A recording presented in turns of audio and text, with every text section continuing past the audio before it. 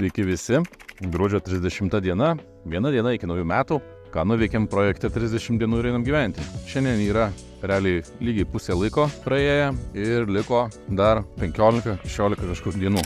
Pasidarėm kelią, išsipylėm smėlį, oras leido, laukiam skaldos, kol atveš ir einam į vidų. Taip, viduje matom jau antrą kartą dažytojas išsiglaistė sienas. Matom, jau sutvarkytos lubos, užsitemps įtempiamos paskui. Vonia pilnai baigta. Buvo išvalyta, bet aišku, kaip visada statybose labai daug šiukšlių. Drėgmės surinkėjai išsijungia, iš tikrųjų be proto gerai renka drėgmės surinkėjai.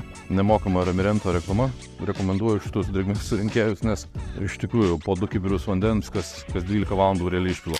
O, atsirado laiptai. Ką tik buvo laiptistas, susimatavom pakopas, žadėjo iki 10 sausio atvežti, taigi manau, kad su laiptu spėsim.